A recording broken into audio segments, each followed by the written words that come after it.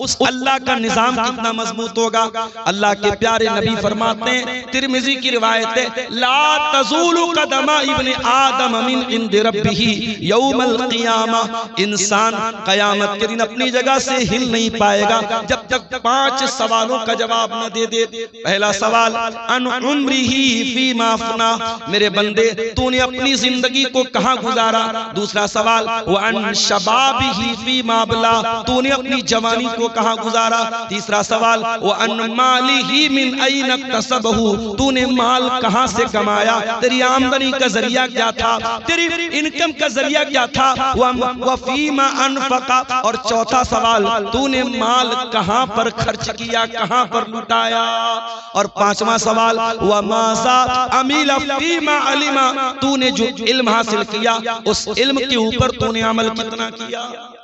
ये 5 सवाल का जवाब आपको भी देना है, मुझको भी देना है, मौलाना साहब को भी देना है, आलिम को भी देना है, जाहिल को भी देना है, कटिहार शहर के रहने वाले को भी देना है, हसनगंज के देहात में रहने वाले को भी देना, हर इंसान माल कहां से कमाया, हिसाब देना है अल्लाह। इसलिए मेरे प्यारे साथियों, हमारी शरीयत में बार बार ताकीद की गई, हलाल कमाई खाओ। हमारी शरीयत ने हमको सिखाया, हलाल कमाई नहीं खाओगे तुम्हारा रोजा कबूल नहीं होगा, तुम्हारी नमाज कबूल नहीं होगी, तुम्हारी ज़कात कबूल नहीं होगी, तुम्हारा हज कबूल नहीं होगा।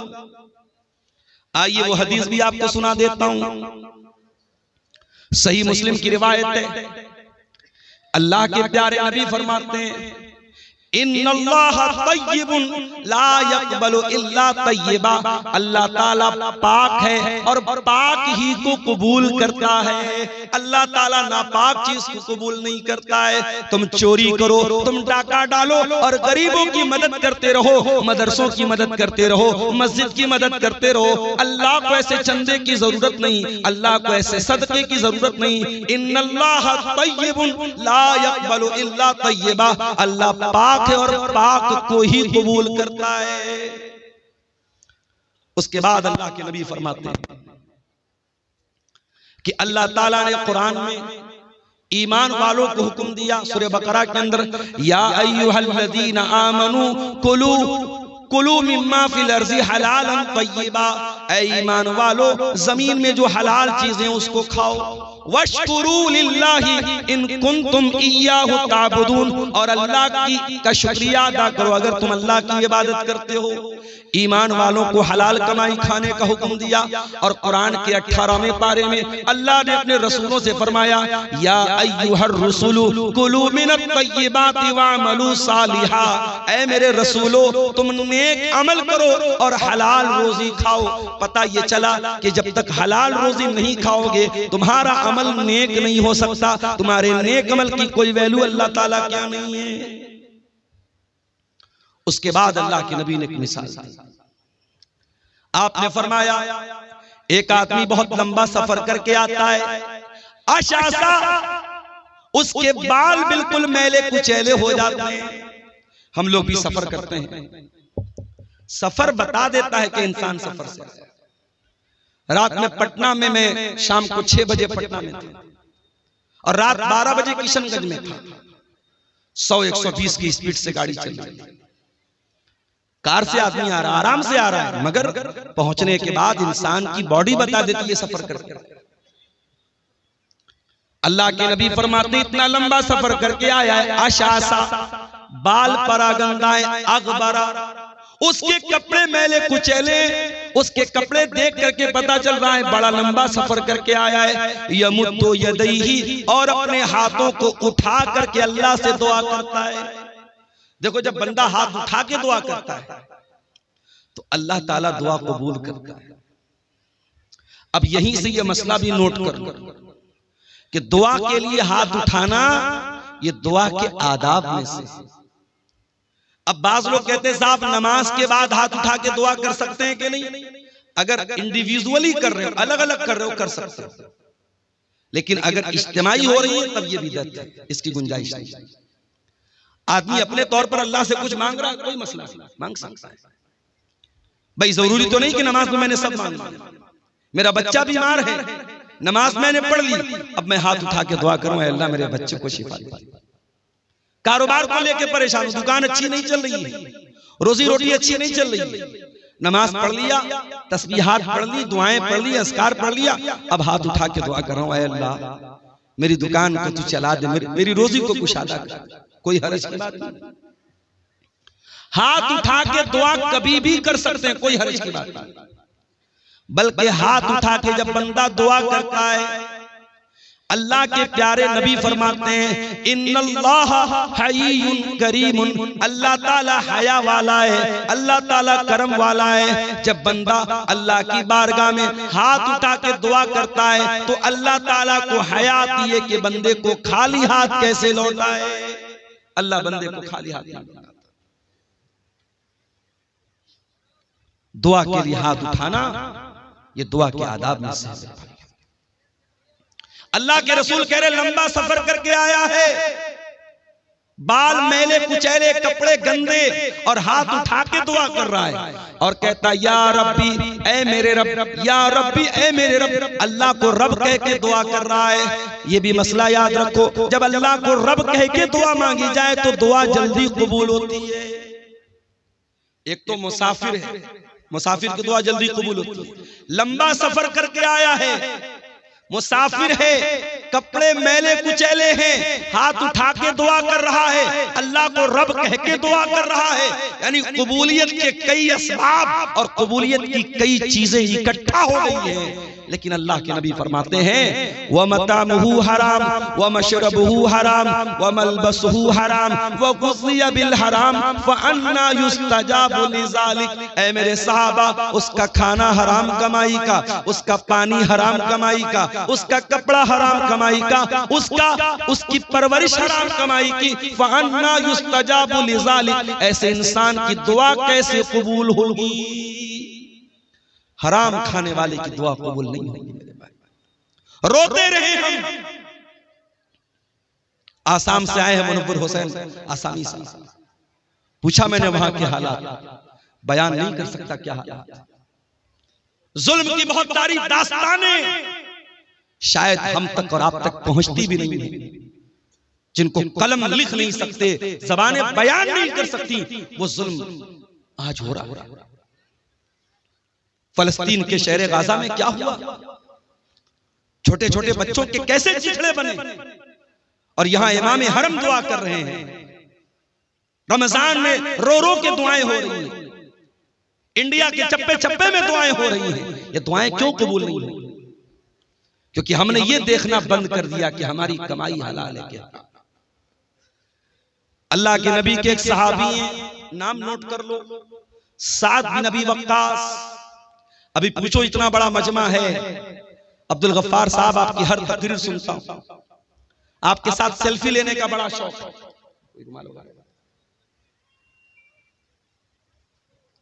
हर तकरीर सुनता हूं, हर जलसे में जाता हूं।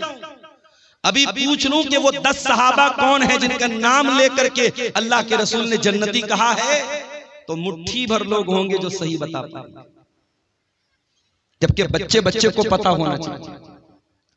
10 सहाबा जन्नती हैं।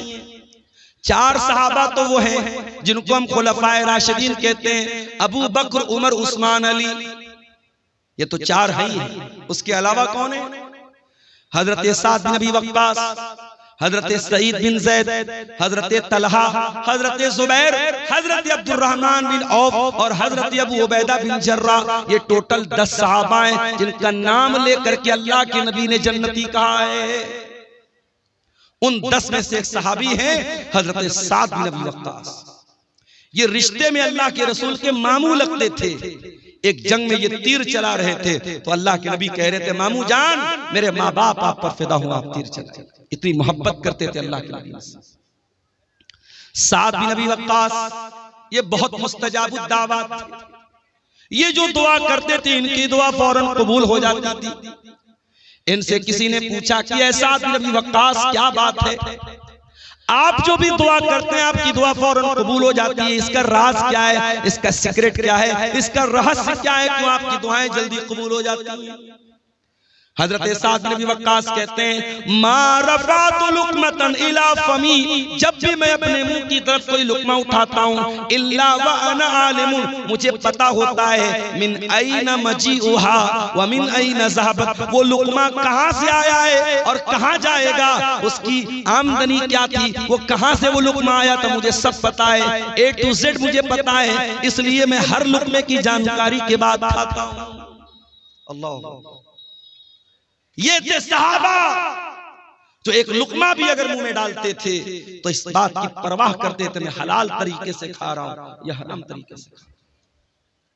यहां तो बड़ी बड़ी बिल्डिंगें हराम कमाई की बन गई, यहां तो हराम कमाई से बड़े बड़े अंपायर खड़े हो गए, बड़ी बड़ी बिल्डिंगें बना के रख दी, लाखों करोड़ों का बैलेंस बना के रख दिया। वो लोग अल्लाह को क्या हिसाब देंगे, हम जरा बता दो। दूसरे का माल नाजायज तरीके से अगर हमने खाया है अल्लाह को हिसाब देना पड़ेगा मेरे भाई। अच्छा एक बात बताओ, आज के इस गए गुजरे दौर में भी हम मस्जिद का एहतराम करते हैं कि नहीं करते? बहुत एहतराम करते हैं। शराबी जब मस्जिद के पास से गुजरता है शराफत से गुजर जाता है, नहीं मस्जिद के पास कोई हुड़दंग नहीं, कोई शरारत नहीं। और हमारे हिंदुस्तान में तो हमारे गैर मुस्लिम भाई भी मस्जिद का बड़ा एहतराम करते थे। होली का त्योहार आता था, होली खेलते थे, हमने अपने मोहल्ले में देखा, सारे मोहल्ले में होली खेल रहे, बीच में मस्जिद आई, नहीं भाई ये मस्जिद है, यहाँ कोई बदतमीज नहीं है। ये एक माहौल था हिंदुस्तान का, वो अलग बात है। धीरे धीरे नफरत को जहनों में डाला गया। अब तो बाकायदा मुसलमान की मस्जिद पर दूसरे मजहब का आदमी अपना झंडा लगाने की कोशिश करता है और मस्जिद के सामने गाली गलौज भी हो रहा है और भड़काऊ नारे भी लगाए जा रहे हैं, हालात खराब किए जा रहे हैं। मगर मस्जिद का एहतराम गैर मुस्लिम भी हमारे देश में करता था और करता है। मस्जिद का एहतराम हम सब करते हैं। मस्जिद से भी बढ़कर के एक मुसलमान की जान, एक मुसलमान का माल और एक मुसलमान की आबरू की अहमियत है मेरे भाई। आइए बुखारी की वो हदीस आपको सुनाता हूं। हदीस के रावी कौन? अब्दुल्ला बिन अब्बास। अब्दुल्ला बिन अब्बास कौन है? नबी के चचा के बेटे हैं, 8 साल के बच्चे हैं। रात में जब अल्लाह के नबी तहज्जुद के लिए उठा करते थे, अब्दुल्ला बिन अब्बास आते थे और वजू का पानी ला के रख देते थे। ओ लोगो, तुम्हारे मोहल्ले में उलमा आते हैं, तुम्हारे गांव में उलमा आते हैं, तुम्हारे इलाके में जमात के बड़े बड़े उलमा आते हैं, कम से कम अपने छोटे बच्चों को उलमा से मुलाकात के लिए लेकर के आया करो, उनको उलमा का एहतराम तो सिखाया करो, उनके दिल में उलमा की मोहब्बत तो डाला करो। नबी रात में उठते हैं, तहज्जुद की नमाज के लिए उठते हैं और वजू का पानी लेकर के कौन आता है? 8 साल का बच्चा आता है। नाम क्या है? अब्दुल्ला बिन अब्बास। नबी ने पूछा ये वजू का पानी कौन लाया? जवाब मिला अब्दुल्ला बिन अब्बास लाया। नबी ने रात के अंधेरे में दुआ की, अल्लाहुम्मा अल्लिमहुल कुरान, ऐ अल्लाह तू अब्दुल्ला बिन अब्बास को कुरान का इल्म अता फरमा दे, कुरान का आलिम बना दे, कुरान की नॉलेज दे दे, कुरान का ज्ञानी बना दे, कुरान की तफसीर का इल्म दे दे। और आज जब भी आप तफसीर की कोई भी किताब उठाएंगे, सबसे ज्यादा अगर किसी का नाम आपको मिलेगा अब्दुल्ला बिन अब्बास का नाम मिलेगा। कुरान करीम की तफसीर में नंबर 1 माने जाते हैं सहाबा। ये नबी की दुआ की बरकत थी। वही अब्दुल्ला बिन अब्बास रिवायत करते हैं, अल्लाह के प्यारे नबी अपनी जिंदगी का पहला और आखिरी हज कर रहे हैं और हज के मौके पर तकरीबन 1.25 लाख सहाबे किराम आपके साथ हैं। जिलहिज्जा की 10 तारीख आती है, ईद उल अज़हा का दिन आता है, यौमुन नहर आती है। अल्लाह के प्यारे नबी अपने सहाबा के साथ हैं। आपने मिना के मैदान में फरमाया, अय्यो यौमिन हाज़ा, ऐ मेरे सहाबा ये कौन सा दिन है? सहाबा ने कहा यौमुन हराम, आज का दिन तो यौमुन नहर है, आज का दिन तो 10 जिलहिज्जा की तारीख है, आज का दिन तो बड़ा एहतराम वाला है। फिर आपने पूछा अय्यो बलदिन हाज़ा, ये शहर कौन सा है? सहाबे किराम ने कहा बलदुन हराम, ऐ अल्लाह के नबी ये तो मक्का शहर का एक हिस्सा है, ये तो मक्का शहर है जो अमन वाला शहर है, जो बड़ा एहतराम वाला हुर्मत वाला शहर है। फिर आपने पूछा अय्यो शहरिन हाज़ा, ये कौन सा महीना है? सहाबे किराम ने फरमाया शाहरुन हरामुन, ये तो हुर्मत वाला महीना है, ये तो जिलहिज्जा का महीना है। अब जरा नबी के अल्फाज सुनिए। अल्लाह के प्यारे नबी ने फरमाया, इन्ना दिमाअकुम व अमवालकुम व आराज़कुम हरामुन अलैकुम का हुर्मत यौमिकुम हाज़ा फी बलदिकुम हाज़ा फी शहरिकुम हाज़ा। ऐ मुसलमानों, कान खोल करके सुन लो, तुम्हारी जान, तुम्हारा माल और तुम्हारी इज्जत व आबरू एक दूसरे के लिए हराम है। उसी तरीके से जैसे आज का ये दिन हुर्मत वाला है, जैसे ये मक्का शहर हुर्मत वाला है, जैसे ये जिलहिज्जा का महीना हुर्मत वाला है, एक दूसरे की जान और माल का उतना ही एहतराम करो। किसी का माल नाजायज तरीके से लेना आपके लिए जायज नहीं है। और आगे बढ़िए, कुरान का दूसरा पारा उठाइए। अल्लाह फरमाता है, वला ताकुलू अमवालकुम बैनकुम बिल बातिल। ऐ मुसलमान, तुम एक दूसरे का माल नाजायज तरीके से, बातिल तरीके से, इनवैलिड तरीके से, अवैध तरीके से न खाया करो। एक दूसरे का माल हराम तरीके से न खाया करो। वह तुदलू बिहा इलल हुक्काम, और अपने मसले को अदालत में ले जाकर के लेताकुलू फरीकम मिन अमवालिन नास बिल इस्मी, लोगों का माल नाजायज तरीके से खाने के लिए अपने मसले को अदालत में न लेके जाओ। कभी कभी ऐसा होता है, हमें मालूम है जमीन हमारी नहीं है, जायदाद हमारी नहीं है, पैसा हमारा नहीं है, हम हड़प रहे हैं किसी का, मगर हमको पता है अदालत में जाएंगे तो हम जीत जाएंगे। वो किसी ने अदालत की फुल फॉर्म बयान की है ना, आओ दावा करो, लड़ो और तबाह हो जाओ, बिल्कुल सही है। अभी उत्तर प्रदेश में मदरसे का मुकदमा चल रहा है, पता होगा। उत्तर प्रदेश में जितने सरकारी मदरसे थे, इलाहाबाद हाई कोर्ट का फैसला आया कि ये सारे मदरसे गैर कानूनी हैं, इनको बंद कर दिया जाए और इन मदरसे में पढ़ने वाले बच्चों को स्कूल में डाल दिया। अदालत को उन मदरसों में पढ़ने वाले 2 लाख बच्चों की तो चिंता थी, मगर उन मदरसों में पढ़ाने वाले 10,000 टीचरों की कोई चिंता नहीं थी। रमजान के महीने में यह फैसला आया, उत्तर प्रदेश के मदरसों में पढ़ाने वाले सरकारी टीचरों का जीना हराम हो गया। उनके हलक के नीचे खाना नहीं उतर रहा था। उसमें बेचारे ऐसे बूढ़े लोग भी थे जो रिटायरमेंट के करीब, उसमें ऐसे लोग भी हैं कि उनकी तनख्वाह से पूरा परिवार चल रहा है, भाई बहन सबको खिला रहा है। अदालत का यह फैसला आया, सबके पैरों के नीचे की जमीन खसक गई।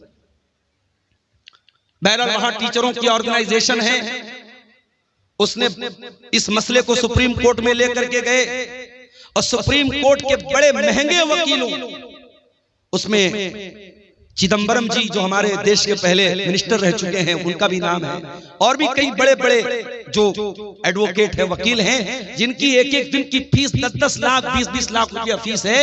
एक एक सुनवाई की उनकी फीस को अदा किया गया और सुप्रीम कोर्ट में मजबूती के साथ अपना मामला रखा गया।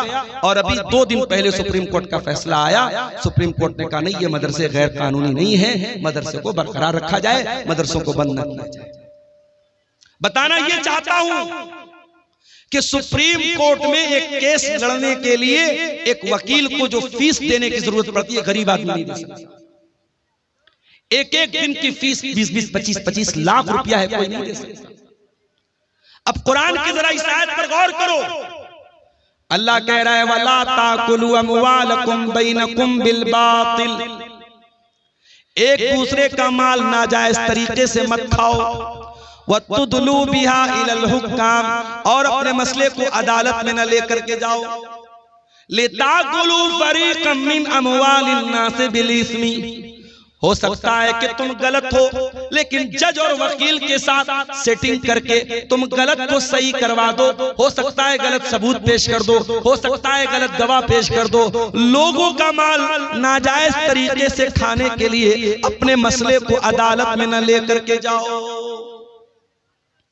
आज कटिहार की आप सेशन कोर्ट में चले जाएं, आप पटना में कोर्ट में चले जाएं, हर अदालत में जमीन के, जायदाद के, रुपये पैसे के मामलात मुसलमानों के बड़ी तादाद में आपको मिलेंगे। और इंसान को पता होता है मैं गलत हूं, मैं नाजायज जमीन पर कब्जा कर रहा हूं, फिर भी अदालत में जाता है क्योंकि उसको यकीन होता है मैं अदालत की रकम, फीसों, वकीलों की फीस भर करके मैं केस जीत जाऊंगा। कान खोल करके सुन लो मेरे प्यारे साथियों, दुनिया की अदालत के ऊपर भी एक अदालत है और उस अदालत में कोई वकील नहीं होगा। उस अदालत का जज अल्लाह रब्बुल आलमीन होगा। न वहां रिश्वत चलेगी, न वहां किसी की झूठी गवाही चलेगी। वहां अगर आप झूठ बोलना चाहेंगे, आपका हाथ सच बोल देगा, आपका पैर सच बोल देगा, आपकी चमड़ी सच बोल देगी। अल्लाह कहता है हत्ता इज़ा मा जाऊहा शहीदा अलैहिम समूहुम व अबसारुहुम व जुलूदुहुम बिमा कानू यामलून। मेरे बंदो, कयामत के दिन तुम्हारे कान भी गवाही देंगे, तुम्हारी आंखें भी गवाही देंगी, तुम्हारी चमड़ी भी गवाही देगी। वक़ालू लिजुलूदिहिम लिमा शहीदतुम अलैना क़ालू अंतक़नल्लाहु अल्लज़ी अंतक़ कुल्ल शै। इंसान अपनी चमड़ी से कहेगा तू कैसे बोल रही है, इंसान की चमड़ी कहेगी अल्लाह ने हमको बोलना सिखाया है और आज हम तेरे करतूत, तेरे काले करतूत हम खोलेंगे। दुनिया की अदालत से कोई जीत गया तो क्या, अल्लाह की अदालत में कोई झूठ नहीं बोल सकता। हसनगंज की धरती पर, धोकरदा की धरती पर अगर आपने कोई गलत काम किया है, कोई पाप किया है, किसी के साथ नाजायज काम किया है, आपकी ये धरती भी कयामत के दिन गवाही देगी। इज़ा ज़ुलज़िलतिल अर्ज़ु ज़िलज़ालहा व अख़रजतिल अर्ज़ु अस्क़ालहा व क़ालल इंसानु मा लहा यौमइज़िन तुहद्दिसु अख़बारहा। कयामत के दिन ये जमीन भी गवाही देगी, जमीन बोलेगी। अल्लाह की अदालत में कैसे बचेंगे? अल्लाह के प्यारे नबी फरमाते हैं इन्नकुम तक़तसिमून इलैया, ओ लोग तुम मेरे पास अपना मुकदमा लेकर के आते हो। वलअल्ल बाज़कुम अन यकून अलहना बिहुज्जतिही मिन बाज़, हो सकता है कि दो लोग मेरे पास कोई केस लेकर के आए और एक आदमी अपनी बात करने में बड़ी चिकनी चुपड़ी बात करने वाला हो, अपनी दलील को मजबूती से रखने वाला हो, और मैं उसकी बात सुन करके फ़अक़ज़िय लहू बिहक़्क़िही, मैं उसके हक में फैसला कर दूं। ऐसा हो सकता है क्योंकि मैं इंसान हूं। ओ लोगों, मैं बशर हूं, मैं इंसान हूं। हो सकता है कि जो बेचारा हक पर है, जो सही है, उसको बोलना नहीं आता, और जो गलत है वो अपनी जबान की बदौलत, अपनी बातचीत की बदौलत अपनी बात को मनवा ले। अगर ऐसा कभी हो जाए तो अल्लाह के नबी क्या फरमाते हैं, फमन क़ज़यतु लहू बिहक़्क़ि अख़ीहि फ़इन्नमा अक़तअ लहू क़ितअतम मिनन नार। अगर मैं किसी के हक में अगर फैसला कर देता हूं और वो जमीन उसके भाई की थी, वो हक उसके भाई का था, वो रुपया पैसा उसके भाई का था, और मैंने गलत फैसला कर दिया और उसके हक में कर दिया, तो अल्लाह के नबी क्या फरमाते हैं, इन्नमा अक़तअ लहू क़ितअतम मिनन नार। मैं जमीन नहीं दे रहा हूं, मैं जायदाद नहीं दे रहा हूं, मैं रुपया पैसा नहीं दे रहा हूं, मैं जहन्नम की आग का टुकड़ा दे रहा हूं। है किसी में मजाल? जमीन और जायदाद पर आज नाजायज कब्जा करने के वाकयात मुसलमानों में बड़ी कसरत के साथ। इस्लामी निजाम मीरास में भी यही होता है मेरे भाई। बाप मर गया, बाप ने 1 लाख रुपया छोड़ा, शरीयत क्या कहती है जरा गौर से सुनिएगा। इस्लाम का निजाम मीरास बयान कर रहा हूं आपको। 1 लाख रुपया बाप छोड़ करके मरा है, 1 लाख कैश छोड़ करके मरा, जमीन जायदाद छोड़ करके मरा।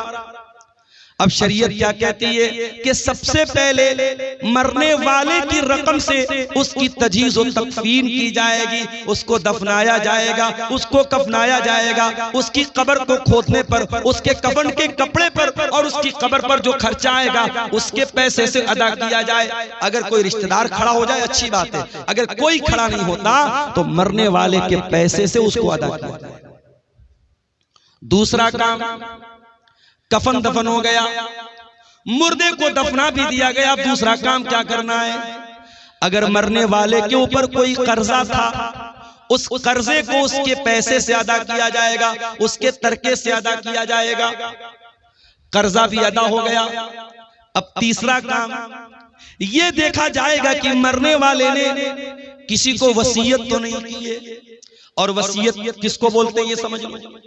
हो सकता है मरने वाला अपनी जिंदगी में मदरसे की मदद नहीं कर पाया, मस्जिदों में चंदा नहीं दे पाया, अल्लाह की राह में खर्च नहीं कर पाया। मरने के टाइम एहसास हुआ यार इतनी दौलत बना के जा रहा हूँ, इतना पैसा बना के जा रहा हूँ, कुछ दीन के रास्ते में भी पैसा लगाना चाहिए, कुछ जमीनों जायदाद मदरसे के लिए भी देनी चाहिए। जैसे आज आपके मदरसे के लिए चंदा हुआ, मुझे चंदा करना नहीं आता, मेरे मुझे कहा था जो साहब मुझे लेके आ रहे थे, उन्होंने कहा था मौलाना साहब थोड़ा आप चंदे पर बोल दीजिएगा, लोग आए मुसाफा करके देते, ये सब मुझसे नहीं होता मेरा भाई। लेकिन एक अपील करता हूं कि जिंदगी में यही चीजें आपके काम आएंगी मेरे भाई। अब्दुल गफ्फार साहब की तकरीर सुनेंगे रात में चले जाएंगे, मौलाना जर्जी साहब की तकरीर सुनेंगे चले जाएंगे, मगर आपने इस मदरसे को जो चंदा दिया होगा वो कहीं ना कहीं आपके नामे अमाल में, आपकी नेकियों के अकाउंट में दर्ज हो जाएगा, और कयामत के दिन भी वो आपके काम आएगा। हो सकता है जिंदगी में आपको मौका नहीं मिल पाया, मरने के टाइम याद आया कि मुझे कुछ अल्लाह की राह में खर्च करना चाहिए, तो शरीयत क्या कहती है कि आप अपने माल की वसीयत कर सकते हैं, मगर वसीयत 1/3 से ज्यादा नहीं होनी चाहिए। 1/3 का मतलब समझते हैं 1/3।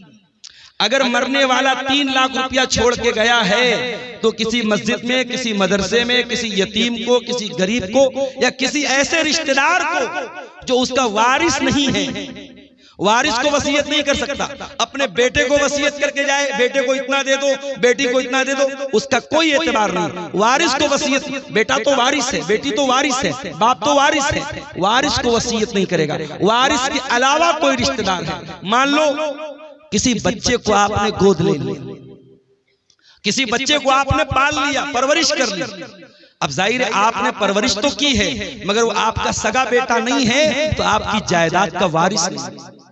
अगर आपको लगता है कि इस बच्चे को मैंने पाला है और मेरे बाद इस बच्चे को जरूरत पड़ेगी रुपये की, पैसे की, जमीन की, जायदाद की, तो आप अपनी प्रॉपर्टी का, अपने तरके का 1/3, उससे ज्यादा नहीं, उससे कम तो कर सकते, उससे ज्यादा नहीं, 1/3 तक आप उसको वसीयत कर सकते। तो पहला काम क्या करेंगे? जनाजे की तैयारी, दूसरा काम कर्जे की अदायगी, तीसरा काम वसीयत को हम पूरा करेंगे। अगर मरने वाला 3 लाख रुपया छोड़ के गया और ये कह करके गया कि मैंने जिस बच्चे को गोद लिया था ये 3 लाख रुपया उसको दे दिया जाए, तो फतवा आप लेने जाएंगे, आप बिहार के किसी आलिम से ले ले, यूपी के किसी आलिम से ले ले, पूरी दुनिया के किसी आलिम से ले ले, तमाम उलमा का फतवा यही मिलेगा कि वसीयत गलत है और उसकी 3 लाख में से सिर्फ 1 लाख रुपया उस बच्चे को दिया जाएगा, 3 लाख पूरा नहीं दिया जाएगा। क्योंकि शरीयत क्या कहती है कि आप जब मर रहे हैं आपके माल में आपके वारिस का हक है, आप अपने वारिस को महरूम नहीं कर सकते। दुनिया की और शरीयतों में, दुनिया के और मज़ाहिब में ऐसा कोई निजाम नहीं है, ऐसा कोई सिस्टम नहीं है। अमेरिका में बहुत बड़े बड़े लोग मर गए और मरने के पहले अपनी सारी जमीन जायदाद अपने कुत्ते के नाम करके चले गए, अपने कुत्ते के नाम, अपने नौकर के नाम, अपनी गर्लफ्रेंड के नाम, अपनी रखैल के नाम करके जाते हैं। अल्लाह का शुक्र अदा करो, अल्लाह ने हमें और आपको इस्लाम जैसी नेमत से नवाजा है। इस्लाम में आप वसीयत भी अगर करेंगे अपने माल की तो किसी इंसान को करेंगे, किसी जानवर को नहीं कर सकते, या किसी मस्जिद में करेंगे, किसी मदरसे में करेंगे, किसी अच्छे काम में करेंगे, और वो वसीयत 1/3 से ज्यादा नहीं कर सकते। अगर 3 लाख रुपया छोड़ के जा रहे हो तो 1 लाख से ज्यादा नहीं कर सकते। अब ये 3 काम होने के बाद अब चौथा नंबर आया, अब वारिसों को हिस्सा दिया जाएगा। अब जब वारिसों को हिस्सा दिया जाएगा तो कुछ लोगों का हिस्सा तो अल्लाह ने बता दिया, माँ का इतना हिस्सा है, बाप का इतना हिस्सा है, शौहर का इतना हिस्सा है, भाई का इतना हिस्सा है। कुछ लोगों का हिस्सा तो अल्लाह ताला ने बता दिया है, और कुछ लोगों का अल्लाह ताला ने हिस्सा नहीं बताया है। जो वारिसों को देने के बाद जो बचेगा वो उनके दरमियान बांट दिया जाएगा। जैसे बेटे और बेटी का हिस्सा अल्लाह ताला ने तय नहीं किया है। अगर बाप जिंदा है, अगर माँ जिंदा है तो बाप को 1/6 दिया जाएगा, माँ को 1/6 दिया जाएगा। और माँ बाप को देने के बाद और अगर मरने वाले की बीवी जिंदा है और औलाद मौजूद है तो बीवी को 8वां हिस्सा दिया जाएगा। और औलाद अगर नहीं है तो बीवी को 1/4 दिया जाएगा। बीवी को देने के बाद, माँ बाप को देने के बाद अब जो बाकी बचेगा वो बेटे और बेटी को दिया जाएगा। अब बेटे को कितना मिलेगा, बेटी को कितना मिलेगा? कुरान कहता है लिज़्ज़करि मिस्लु हज़्ज़िल उन्सयैन, लड़के को लड़की का डबल मिलेगा, लड़के को लड़की का डबल मिलेगा। अब दुनिया में लोग इस पर बड़ा वावैला मचाते हैं, तो इस्लाम में बड़ी नाइंसाफी है, औरत के साथ बड़ा अन्याय हो रहा है। लड़के को डबल मिल रहा है, लड़की को आधा मिल रहा है। पहली बात तो ये है इस्लाम अल्लाह का दीन है और अल्लाह के दीन में कभी नाइंसाफी नहीं हो सकती। अल्लाह तो अदल वाला है, अल्लाह तो आदिल है और अल्लाह का हर हुक्म अदल वाला है। अल्लाह को खूब पता है किसको कितना देना है। अल्लाह के कानून में कभी नाइंसाफी नहीं हो सकती। अगर अल्लाह ताला ने लड़का लड़की को बराबर दिया होता, अगर अल्लाह के कानून में बराबर का हुक्म होता तो ये लड़के के साथ नाइंसाफी हो जाती। क्यों? क्योंकि कमा के लाना तो लड़के को है। अपनी बहन को कमा के भाई देगा, अपनी बेटी को कमा करके बाप देगा, अपनी बीवी को कमा करके शौहर देगा। मर्द को तो हर हाल में कमाना है और औरत को कमाना नहीं, औरत को तो खाना है। औरत को कोई खिलाएगा और खिलाने वाला कौन है? मर्द है। इसीलिए अल्लाह ताला ने मर्द की जिम्मेदारियों को सामने रख करके अल्लाह ने यह फैसला किया लिज़्ज़करि मिस्लु हज़्ज़िल उन्सयैन, लड़की को लड़के को लड़की का डबल मिलेगा। अब मान मरने वाले का एक लड़का है, 2 लड़की और मरने वाला 2 लाख रुपया छोड़ के मारे, तो जाहिर है कि 2 लाख में से 1 लाख रुपया लड़के को मिल जाएगा और 50-50 हजार रुपया दोनों लड़कियों को मिल जाएगा। तो अगर रेशियो निकालो तो लड़के लड़की को तो बराबर मिल रहा है। और अगर कहीं लड़कियों की तादाद ज्यादा है और लड़का एक है या लड़के की तादाद कम है तो मजमूई एतबार से लड़कियों को ज्यादा मिल जाएगा। तो कुरान कहता है तुम नहीं जानते कि किसको कितना मिलना चाहिए। ये अल्लाह का फैसला और अल्लाह का कानून है और अल्लाह ने जो तय कर दिया उसी के हिसाब से बांटा जाएगा। तुम नहीं जानते इसलिए कि रिश्ता अल्लाह ने बनाया है। किसी को बाप अल्लाह ने बनाया है, किसी को माँ अल्लाह ने बनाया है, किसी को बेटा अल्लाह ने बनाया। जब रिश्ता अल्लाह ने बनाया है तो उनका हक भी अल्लाह ही तय करेगा, तुम नहीं तय कर सकते। हमारे यहाँ क्या हो रहा है, बाप मर गया, भाइयों ने बैठ करके जमीन जायदाद का बंटवारा कर दिया, बहन को फूटी कौड़ी नहीं मिली, बहन को 1 पैसा नहीं मिला। बहन आई, भाई आपने बाप की जायदाद का बंटवारा किया, मुझे क्यों नहीं दिया? भाइयों ने धमकी दी। मैं शेरशाबादी माहौल नहीं जानता, मैं कटिहार का माहौल, मैं बनारस की बात कर रहा हूं, अपने माहौल की बात कर रहा हूं। भाइयों ने धमकी दी अगर तू अपना हिस्सा ले लेगी आज के बाद हमसे रिश्ता मत रखना, हमसे कोई ताल्लुक मत रखना। अगर हमने अपने बाप की प्रॉपर्टी में से तुझको हक दे दिया तो आज से रिश्ता खत्म। बहन बेचारी सोचती है भाई से रिश्ता खत्म करना बड़ा महंगा सौदा है, भाई और भतीजे की मोहब्बत भी दिल में होती है। बहन कहती भैया जो है आप रख लीजिए, मुझे कोई जमीन जायदाद नहीं चाहिए। इस तरीके से ब्लैकमेल किया जाता है और प्रेशराइज किया जाता है और दबाव डाला जाता है बहनों के ऊपर, और बहनें मजबूरी में आकर के अपना हिस्सा अपने भाई को लिख लेती हैं। और ये काम कौन कर रहा है? ये 5 टाइम का नमाजी कर रहा है। चेहरे पर भरपूर शरई दाढ़ी रखने वाला और माथे पर सजदे का निशान सजाने वाला, अपने आप को मुत्तकी कहने वाला, अपने आप को परहेजगार कहने वाला भी ये काम कर रहा है। ओ लोगों, अल्लाह को क्या हिसाब दोगे जब अल्लाह का कानून ये कह रहा है कि आपके वालिद के इंतकाल के बाद आपके बाप की प्रॉपर्टी में आपका हिस्सा है और आपकी बहन का भी हिस्सा है। वो कौन सा कानून है, वो कौन सा इंसाफ है जिसकी वजह से आपने अपनी बहन को उसका हक नहीं दिया? जरा ईमान से बताओ, जरा अपने दिल पर हाथ रख करके बताओ मेरे भाई। और ये भी याद रखिए, इस्लाम का जो निजाम मीरास है ये कोई बाई चॉइस नहीं है कि अमल कर लो तो अच्छी बात है और अगर अमल नहीं करोगे तो कोई हर्ज की बात नहीं है।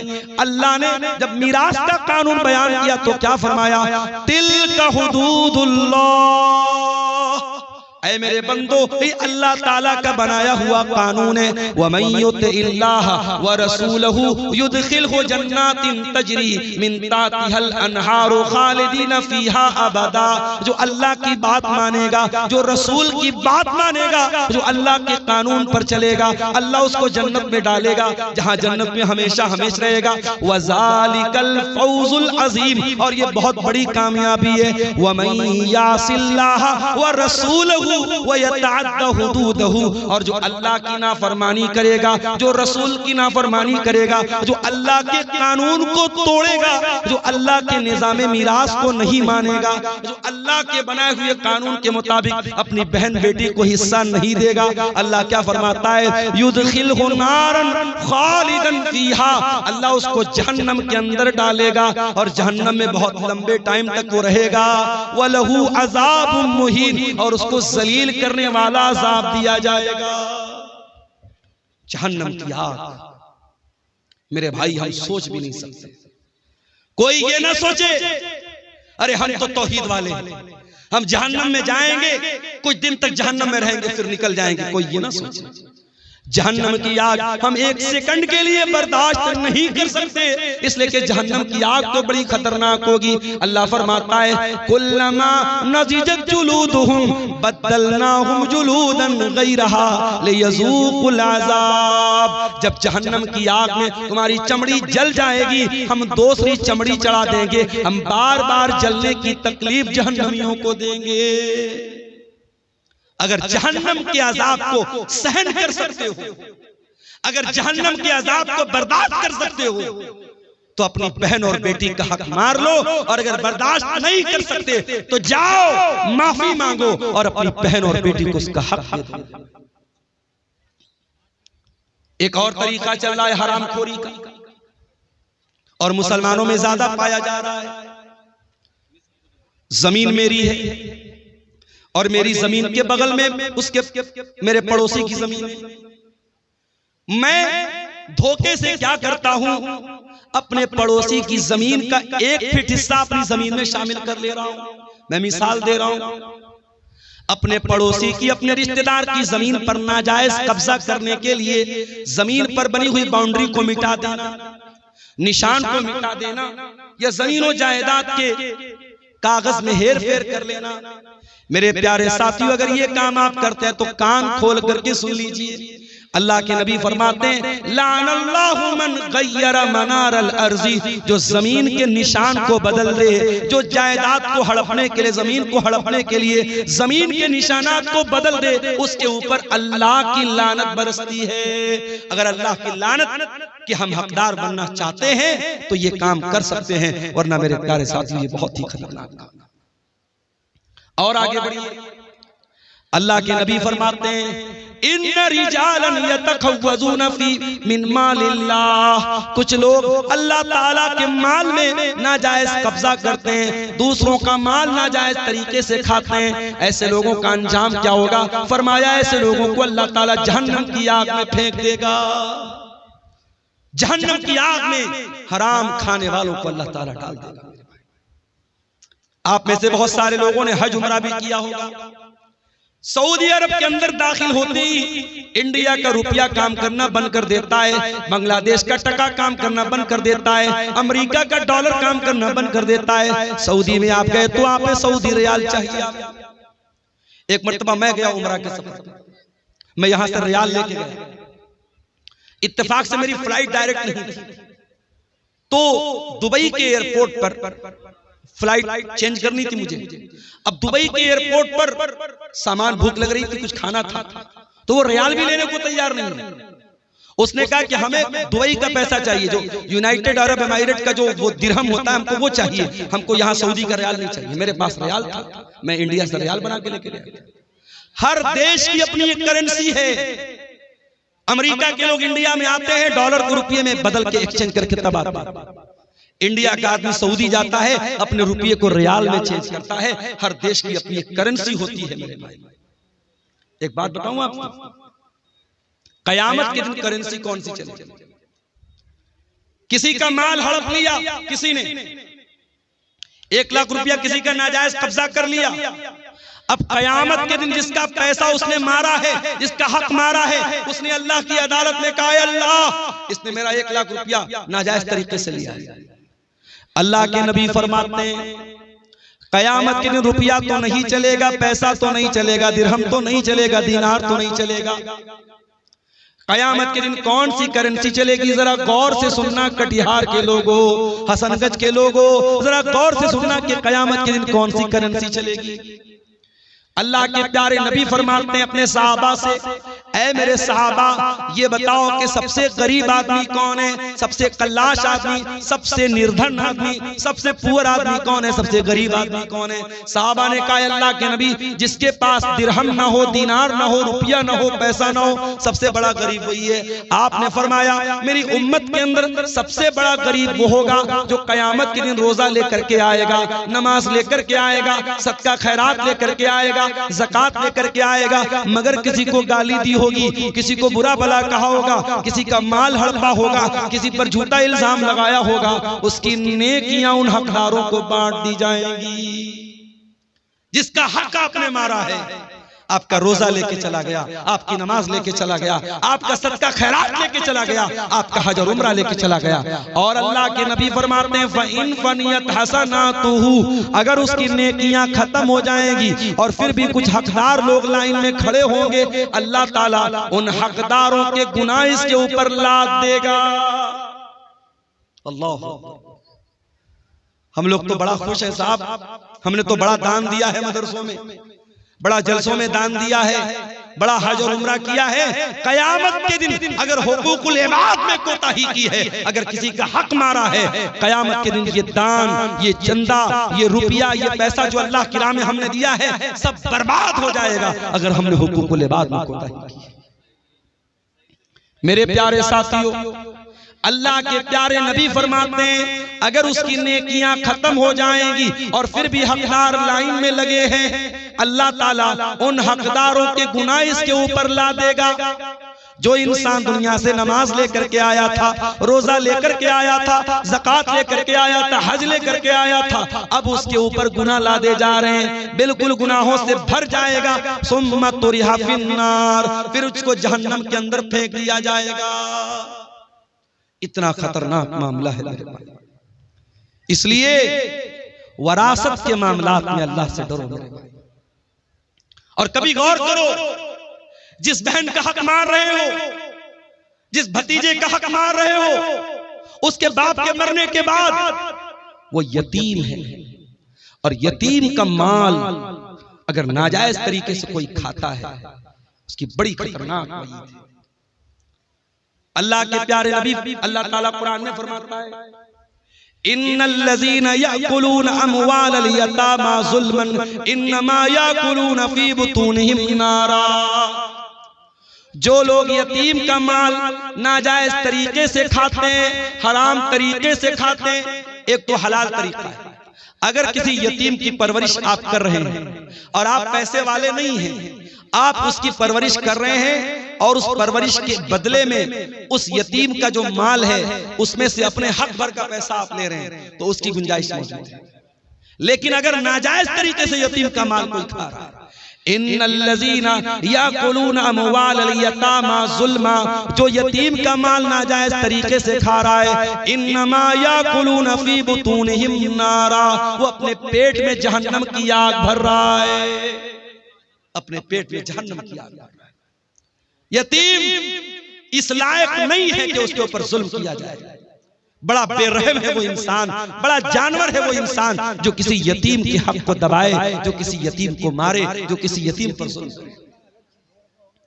अल्लाह के प्यारे नबी तो यहां तक फरमाते हैं, अना वकाफिलुल यतीमी कहातैन, मैं और यतीम की परवरिश करने वाला जन्नत में इस तरीके से रहेंगे। आपने अपनी दोनों उंगलियों से इशारा करके फरमाया जैसे ये दोनों उंगलियां एक दूसरे के साथ मिली हुई हैं। ओ लोगों, यतीम की परवरिश करने वाला जन्नत में मेरे साथ रहेगा। आज इन मदरसों में यतीम बच्चे पढ़ते हैं, इन मदरसों में यतीम बच्चे पढ़ते हैं, और उन यतीम बच्चों पर अगर आप कोई माल खर्च करते हैं उससे डबल फायदा आपको मिलेगा। जो सवाब मिलेगा दान का चंदे का वो तो मिलेगा, अगर यतीम बच्चे के ऊपर आप माल खर्च कर रहे हैं तो कयामत के दिन अपने नबी के साथ रहने का मौका आपको मिलेगा। अल्लाह के नबी फरमाते हैं जो किसी यतीम की परवरिश में हिस्सा लेता है, अल्लाह के नबी फरमाते हैं कयामत के दिन वो जन्नत में मेरे साथ रहेगा। मेरे प्यारे साथियों, किसी यतीम के माल को नाजायज तरीके से खाना जब हराम है, आपकी बहन भी आपके बाप के मरने के बाद यतीम हो गई, आपका भतीजा अपने बाप के मरने के बाद यतीम हो गया, उस भतीजे का, उस बहन का हक मारने के पहले सोच लो कि कल अगर तुम्हारे बच्चे यतीम हो गए तो उनका क्या होगा। उसकी जगह अपने आप को रख के सोचो।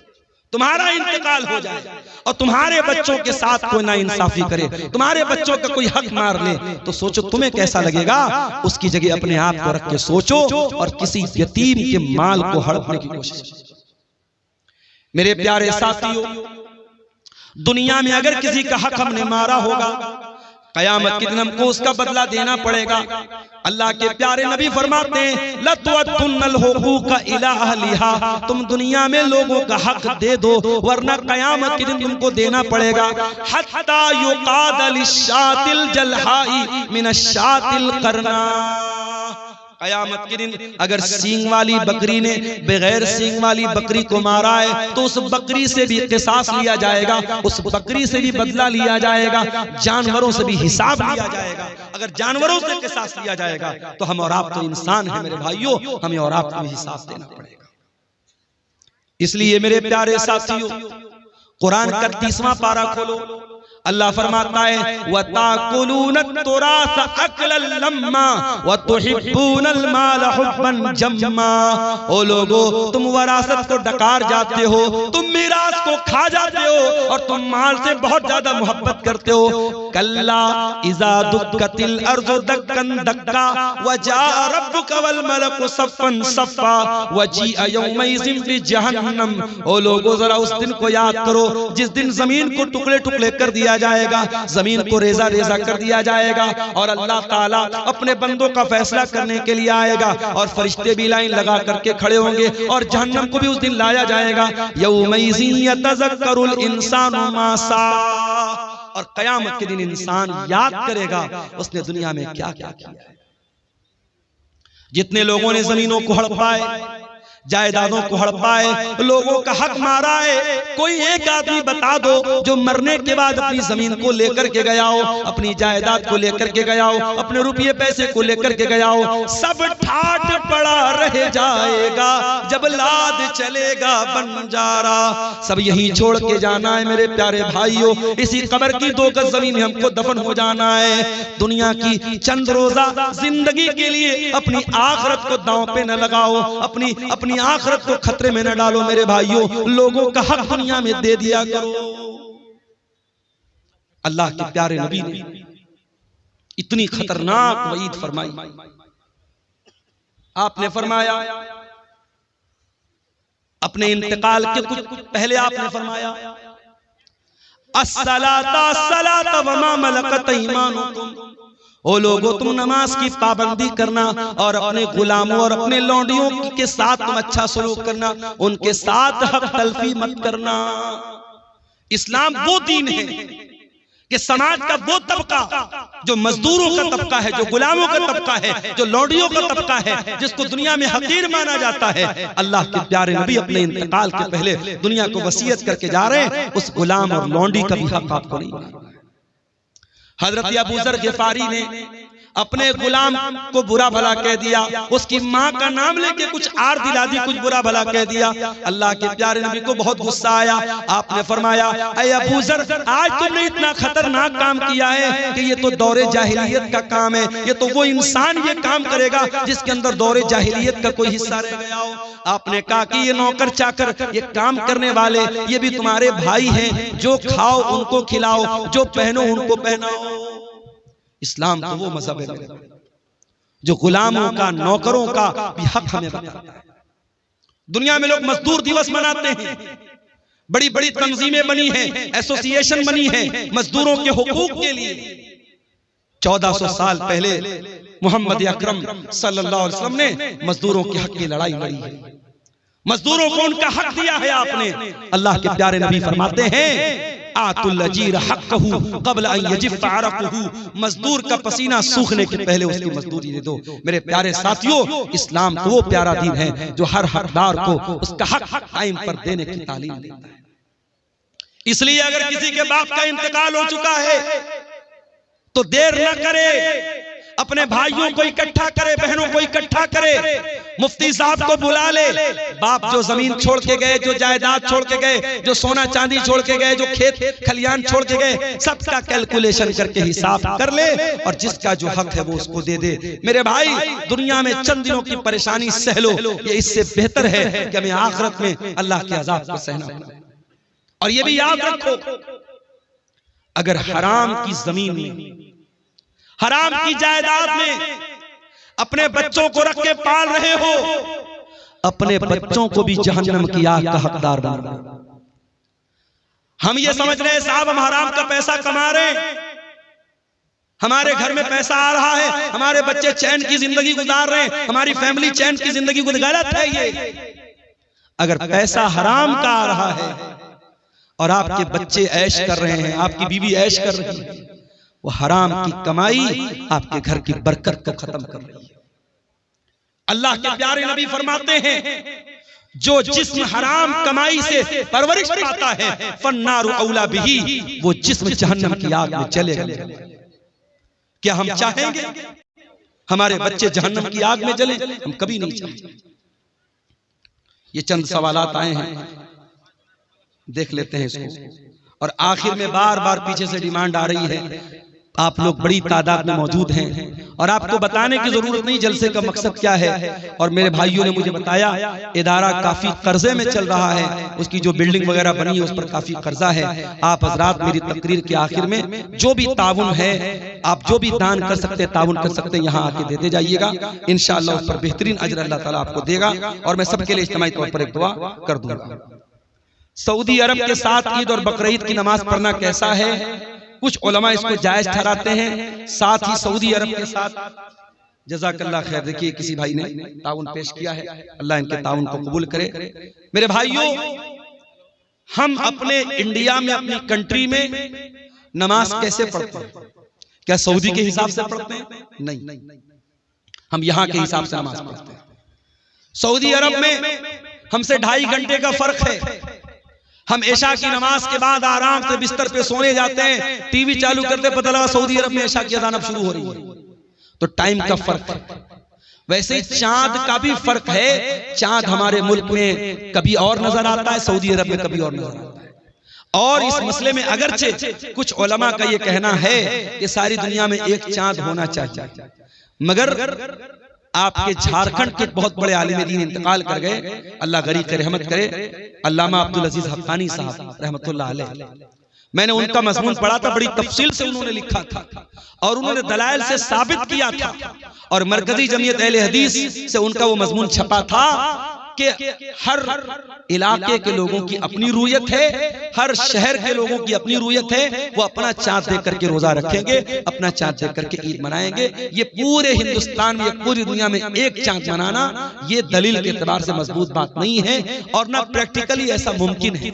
ऐसा जब तक मुमकिन नहीं है तब तक कोई अगर अपनी अलग ईद मना रहा है, अपना अलग रोजा रख रहा है, तो ये मुसलमानों की जमात में फूट डाल रहा है। उसको अल्लाह के यहाँ हिसाब देना पड़ेगा। बचत खाते में, बैंक में रखे हुए पैसे में ब्याज के तौर पर कुछ रुपए जमा कर देते और हमें मालूम नहीं पड़ता, तो उस पैसे को क्या किया जाए? देखिए ये मत कहिए कि मालूम नहीं पड़ता, सारा सिस्टम मौजूद है। इंटरेस्ट की रकम रोज नहीं आती है, हर क्वार्टर पर आती है।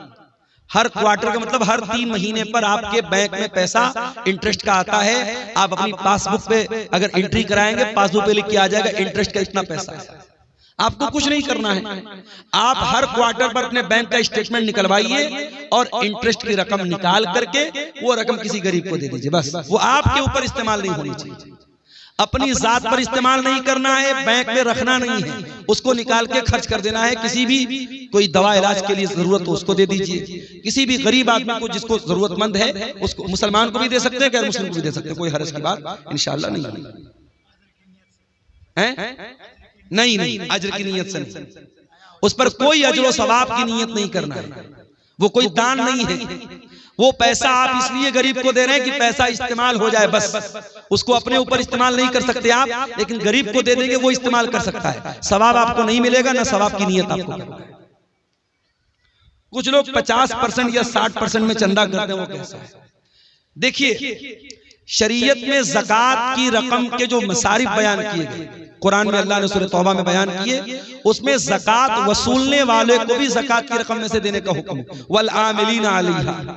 लेकिन उसका बाकायदा परसेंटेज बनाना, और परसेंटेज भी इतना बड़ा बनाना कि देने वाला 1 लाख दे रहा है और मदरसे में 40,000 पहुंच रहा है, 30,000 पहुंच रहा है, तो बहुत गौर करने की बात है। इसलिए जो मेरी नजर में उलमा के फतावे हैं, जो तहरीरें हैं, उन्होंने सख्ती से मना किया है कि ठीक है चंदा लाने वालों को पैसा दिया जाए, मगर इतने भारी रेशियो के साथ उनको कमीशन देना ये मुनासिब नहीं है, इससे परहेज किया जाए। ये किसी भाई ने 500 रुपए की रकम दी है मदरसा रहमत आलम को, अल्लाह ताला इस बंदे पर रहमत फरमाए। 1-2 सवालात और आए हैं, मुझे 2 बजे तक का अल्टीमेटम मिला है, 2 बजने वाला है। कब्रिस्तान के नाम पर जमीन देने के बाद फिर उसी जमीन को वापस ले लेना कैसा है, और उस जमीन पर खेती गलत है। अगर आपने कब्रिस्तान के नाम पर जमीन वक्फ कर दी तो वक्फ जमीन को दोबारा वापस नहीं ले सकते। कब्रिस्तान के नाम पर जमीन वक्फ हो गई तो उस पर कब्रिस्तान ही बनेगा, उसको दोबारा लेना और खेती करना बिल्कुल गलत है, यह मुनासिब नहीं है।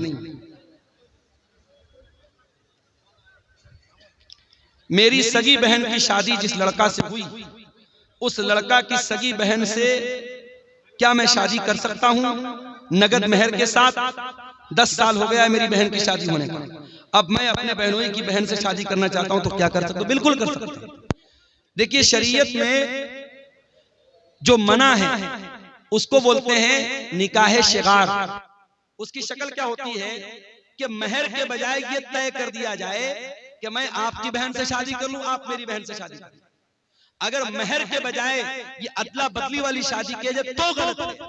अगर महर तय है, मैं आपकी बहन से शादी कर रहा हूं, आप मेरी बहन से शादी कर रहे हैं, दोनों का महर तय है, तो कोई हर्ज की बात नहीं। और यहां एक मसला और याद रखिए कि इस तरीके की शादी आम तौर पर सक्सेस नहीं होती, कामयाब नहीं होती। कोई मसला आता है, मैंने कई केस देखा है, अगर इस घर की लड़की उस घर गई, उस घर की लड़की इस घर आई, अगर एक घर में कोई मसला होता है तो दूसरे घर की लड़की को सहना पड़ता है। इसलिए इस